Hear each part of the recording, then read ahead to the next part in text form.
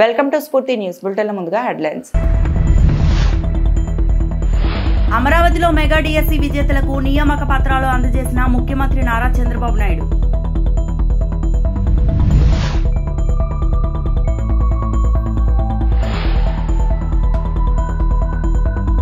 TDP బీజేపీలకు big shock, YCP పార్టీలోకి చేరిన కీలక నేతలు.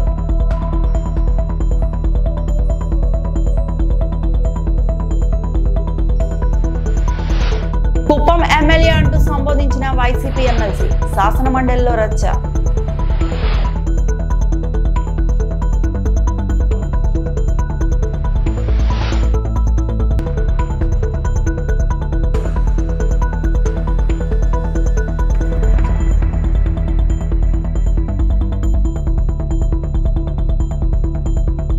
జీఎస్టీలో మార్పులు దేశాభివృద్ధిలో నిర్మాణాత్మక సంస్కరణలు అని ప్రధాని మోడీ అన్నారు.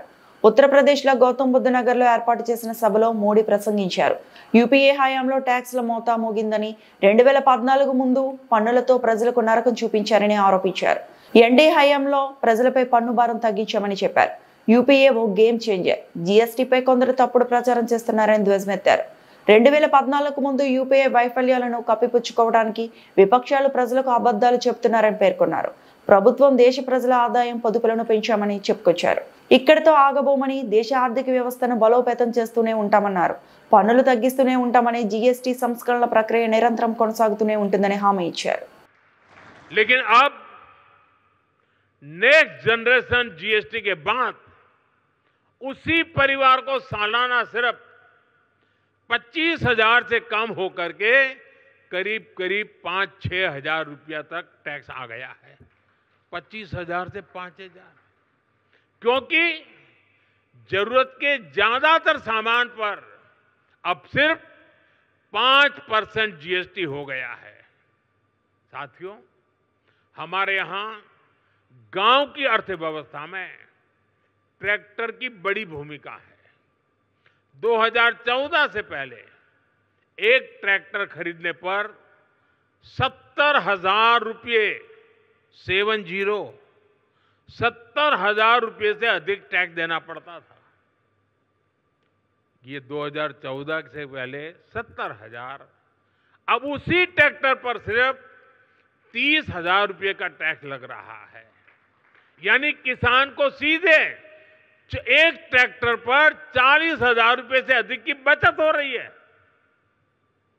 ऐसे ही 3 व्हीलर गरीब के लिए रोजगार का बहुत बड़ा माध्यम है.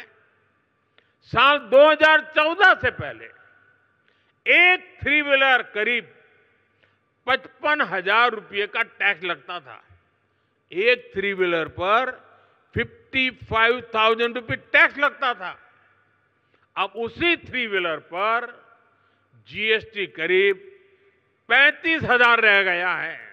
यानी सीधे 20,000 रुपये की बचत हुई है. ऐसे ही जीएसटी कम होने की वजह से स्कूटर 2014 की तुलना में करीब 8,000 रुपये और मोटरसाइकिल करीब 9,000 रुपये सस्ती हुई है. మెగా డిఎస్సి ద్వారా ఎంపికైన 15,941 మంది అభ్యర్థులకు గురువారం అమరావతిలో నియామక ఉత్తర్వులు అందిస్తామని విద్యా ఐటీ శాఖల మంత్రి నారా లోకేష్ చెప్పారు. కూటమి ప్రభుత్వం అధికారంలోకి వచ్చాక ముఖ్యమంత్రి తొలి సంతకం మెగా డిఎస్సి పైనే చేశారని, అందుకే ఇది ప్రభుత్వ తొలి విజయమని వివరించారు. కావున అమరావతిలో మెగా డిఎస్సి విజేతలకు నియామక పత్రాలు అందజేసిన ముఖ్యమంత్రి నారా చంద్రబాబు నాయుడు. మీ అందరి కరతాళ ధ్వనుల మధ్య వీరికి శుభాకాంక్షలు తెలియజేద్దామండి. Now we welcome SANL Mathematics from Visakhapatnam, Sri S. Vijay Garu. S. Vijay Garu selected for SANL Mathematics from Visakhapatnam. Congratulations sir. Tadupari we request and welcome T. Gunavati Garu, School Assistant Physical Education from Srikakulam. Heartiest congratulations madam. నేను క్షమాపణ కోరాలనుకుంటున్నా. ఎందుకంటే ప్రభుత్వ విద్యా వ్యవస్థలో రాజకీయాలు దూరంగా పెడతానని హామీ ఇచ్చిన వ్యక్తి కానీ ఈరోజు గౌరవ ముఖ్యమంత్రి చంద్రబాబు నాయుడు గారితో మేము నడిచినప్పుడు మా యువగలం పాట వేశారు. దానికి మీరందరూ నన్ను క్షమించవలసిందిగా ఈ సభాముఖంగా మిమ్మల్ని అందరూ నేను కోరుతున్నాం. వేదికమైన గౌరవ రాష్ట్ర ముఖ్యమంత్రి చంద్రబాబు నాయుడు గారికి, బీజేపీ రాష్ట్ర అధ్యక్షులు మాధవ్ గారికి, ఇక్కడికి రాలేకపోయినా అనారోగ్యం కారణం వల్ల రాలేకపోయినా నాకు అన్న సమానమైన పవన్ అన్న గారికి, మీ అందరి బాలయ్య, నా ఒక్కడికే ముద్దల మావయ్య, గౌరవ బాలయ్య బాబు గారికి, ఈ సమావేశానికి విచ్చేసిన మంత్రులకు, ఎమ్మెల్యేలకు, అదే విధంగా మెగా డిఏసిలో షైనింగ్ స్టార్స్ అందరికీ పేరు పేరున నా హృదయపూర్వక నమస్కారాలు. ఇంట్లో మొదటి గురువు అమ్మ, హెడ్ మాస్టర్ నాన్న, కానీ బడిలో గురువులు అమ్మ నాన్న అంత సమానం. అమ్మ నాన్న తర్వాత ఎక్కువ సమయం పిల్లలు ఉండేది గురువుల దగ్గర.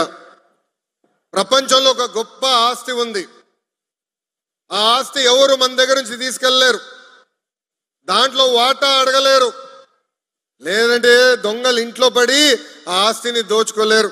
ఆ ఆస్తి ఏంటి? ఆ ఆస్తి ఏంటి? విద్య. అలా పవిత్రమైన ఆస్తి పిల్లలకి అందించబోయే ఇక్కడ గురువులందరికీ పేరు పేరున నా హృదయపూర్వక నమస్కారాలు. తిరుమలలో శ్రీవారి దర్శనానికి వచ్చే భక్తుల కోసం మరో అత్యాధునిక వసతి సముదాయం ప్రారంభమైంది. వెంకటాద్రి నిలయం యాత్రికుల వసతి సముదాయంను ఉపరాష్ట్రపతి CC Radhakrishnan, AP CM Chandrababu ప్రారంభించారు. ముందస్తు బుకింగ్ లేకున్నా భక్తులకు వసతి కల్పించేలా 162 కోట్లతో నూతన కాంప్లెక్స్ నిర్మాణం చేపట్టారు. ఇందులో ఒకేసారి వేల మందికి ఉచిత వసతి సౌకర్యం కల్పించనున్నారు. 16 డార్మటరీలు, 2000 లాకర్లు, 24 గంటలు వేడి నీటి సదుపాయం ఇందులో ఉన్నాయి. పిఏసీ 5 ప్రాంగణంలో ఒకేసారి 50 మంది తలనీలాల సమర్పణకు వీలుగా కళ్యాణ కట్ట ఏర్పాటు చేశారు. ఒకేసారి 14 మంది భోజనానికి వీలుగా 2 డైనింగ్ హాల్ ఉన్నాయి. వసతి గృహం బుకింగ్ కౌంటర్ను ఉపరాష్ట్రపతి రాధాకృష్ణన్తో కలిసి సీఎం పరిశీలించారు. నూతన వసతి గృహంలో తొలి బుకింగ్ టోకెన్లు భక్తులకు అందించారు. కార్యక్రమంలో మంత్రులు Lokesh, Anam Ramanarayana Reddy, Anagani Satyaprasad, TTD chairman BR Naidu, EO Anil Kumar Singhal పాల్గొన్నారు.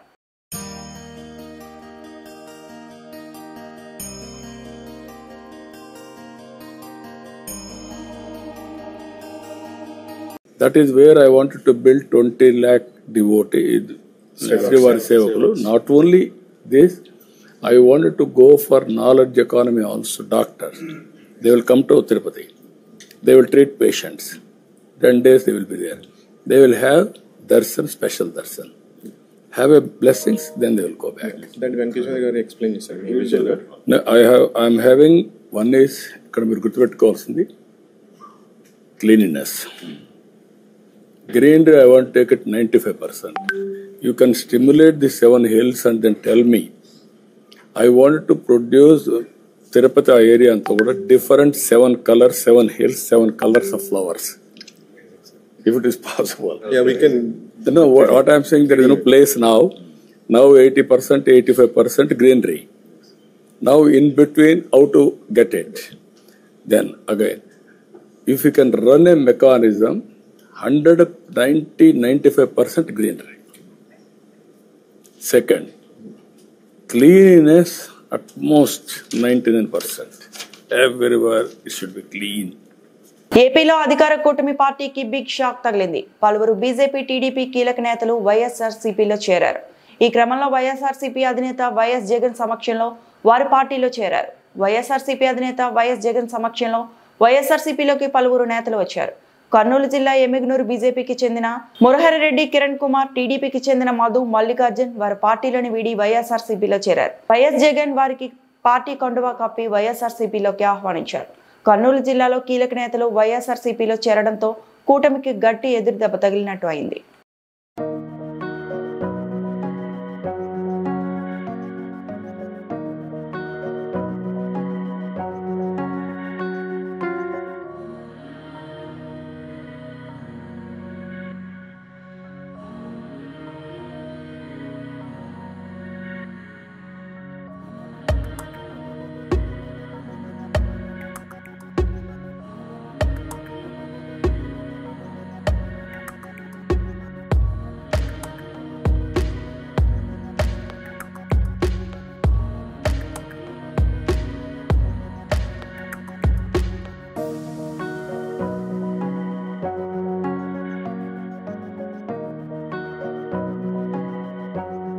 ముఖ్యమంత్రి నారా చంద్రబాబు నాయుడు ఉద్దేశిస్తూ కుప్పం ఎమ్మెల్యే అంటూ వైసీపీ ఎమ్మెల్యే రమేష్ యాదవ్ చేసిన వ్యాఖ్యలు శాసనమండలిలో తీవ్ర దుమారాన్ని రేపాయి. రమేష్ యాదవ్ సీఎం చంద్రబాబుపై చేసిన వ్యాఖ్యలను రికార్డుల నుంచి తొలగించాలని డిమాండ్ చేశారు మంత్రులు. అయితే ఎన్నికల మేనిఫెస్టోను ప్రకటించిన ఆనాటి కుప్పం ఎమ్మెల్యే అని మాత్రమే అన్నామని చెప్పుకొచ్చారు వైసీపీ ప్రతిపక్ష నేత బొత్స సత్యనారాయణ. ఇప్పుడు ముఖ్యమంత్రిని పట్టుకొని కుప్పం ఎమ్మెల్యే అనలేదని తెలిపారు. ఇక మాజీ సీఎం వైఎస్ జగన్ ను టీడీపీ వాళ్ళు అనేక సార్లు పులివెందుల ఎమ్మెల్యే అంటూ వ్యంగ్యంగా మాట్లాడుతున్నారని సభ దృష్టికి తీసుకువెళ్లారు బొత్స. కావాలంటే రికార్డులు పరిశీలించుకోవాలని బొత్స సత్యనారాయణ సూచించారు. 15,000 ఉద్యోగాలు కూడా ఇవ్వలేదు అధ్యక్ష. కానీ మా జగన్మోహన్ రెడ్డి గారు ఒకే ఒక సంతకంతో 1,32,000 ఉద్యోగాలు ఇచ్చిన ఘనత మా జగన్మోహన్ రెడ్డి గారి అధ్యక్ష. ఈ ఓపెన్ ఛాలెంజ్ డిస్కస్ చేయడానికి కుప్పం ఎమ్మెల్యే గారైనా సరే ఎవరైనా సరే సభా గౌరవాన్ని కాపాడాలి అధ్యక్ష. పెద్దల సభ అధ్యక్ష, ఇది పెద్దల సభలో గౌరవం ఉంది అధ్యక్ష. ఇవాళ వారు మాట్లాడిందని మేము కాదంటలేదు అధ్యక్ష. వాళ్ళకి ఇచ్చిన సమయంలో వాళ్ళు మాట్లాడమనండి. వాళ్ళ తర్వాత మా వాళ్ళకి మేమండి మేము మాట్లాడతాం. 10 నిమిషాలు ఫిక్స్ చేస్తారో 15 నిమిషాలు ఫిక్స్ చేస్తారో మీరే ఫిక్స్ చేయండి. మీరు ప్లీజ్ సభ్యులు తమ తమ సీటాలు వెళ్ళి కూర్చోండి. ఇప్పుడు కాంట్రవర్సీ ఎంత అధ్యక్ష? ఆయన మాట్లాడిన మాట మళ్ళీ చెప్తాను అధ్యక్ష.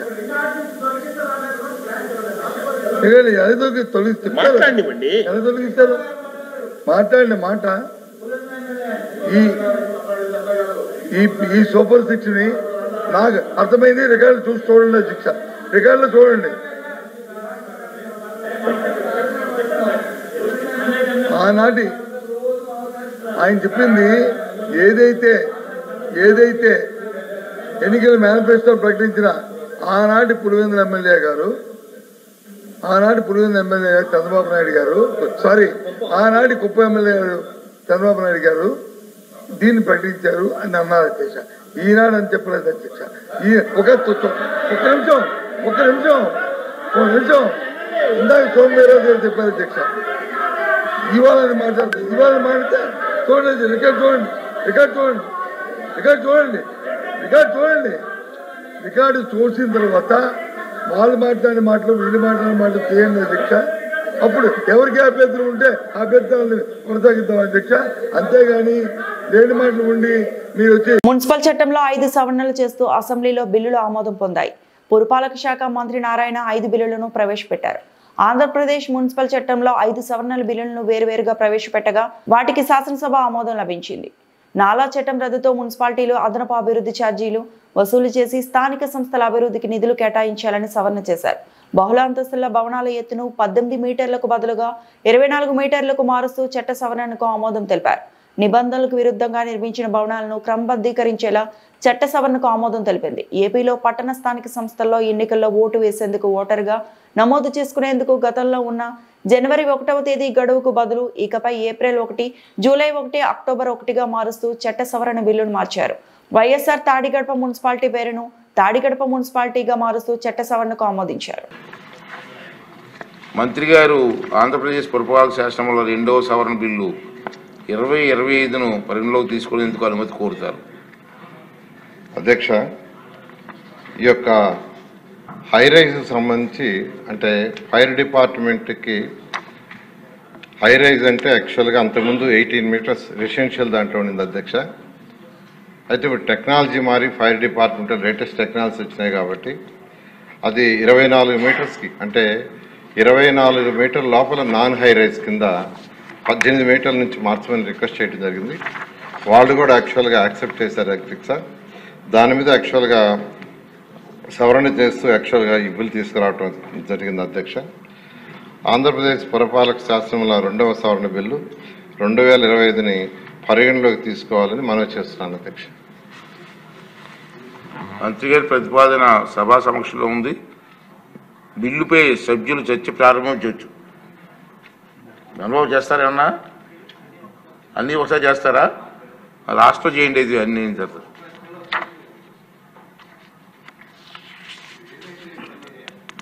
అధ్యక్ష, కొన్ని అమెండ్మెంట్లు తీసుకొచ్చి రిలీఫ్ చేస్తున్నారు. దానిలో సానుకూలమైన వాతావరణం ఉంది రాష్ట్రంలో భవన నిర్మాణ రంగంలో. ఎట్ ద సేమ్ టైం నదీ తీర ప్రాంతాల్లో కొన్ని సమస్యలు ఎదుర్కొంటున్నాం సార్. ఇప్పుడు రాజమహేంద్రవరం ఉంది, ఆల్రెడీ ఓల్డ్ సిటీ, కొన్ని వందల సంవత్సరాలుగా ఆ సిటీ ఉంది. ఆ బండ్ ఏరియాలో పర్మిషన్ ఇవ్వడానికి అనుమతించట్లేదు సార్. అది చాలా సమస్య ఏమవుతుందంటే బండ్ డెవలప్ అయిపోయింది, ఎంఎఫ్ఎల్ఏకి పైకి వచ్చింది, బండి విడ్త్ కూడా పెంచారు. ఆ పక్కనున్న భవనాలు, పాత భవనాలు తీసి కొత్త భవనం కట్టాలంటే పర్మిషన్ ఇవ్వట్లేదు సార్. దయచేసి దాని మీద కూడా ఒక నిర్ణయం చేయాల్సిన అవసరం ఉందని మంత్రి గారి దృష్టిలో తీసుకురావడం కోసమే నా ఉద్దేశం. లాస్ట్లో చెప్తారు, నోట్ చేసుకోండి.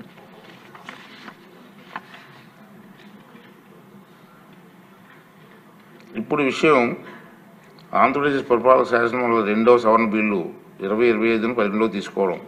ఈ ప్రతిపాదనకు సుముఖంగా ఉన్నవారు అవుననండి, వ్యతిరేకంగా ఉన్నారు కాదనండి.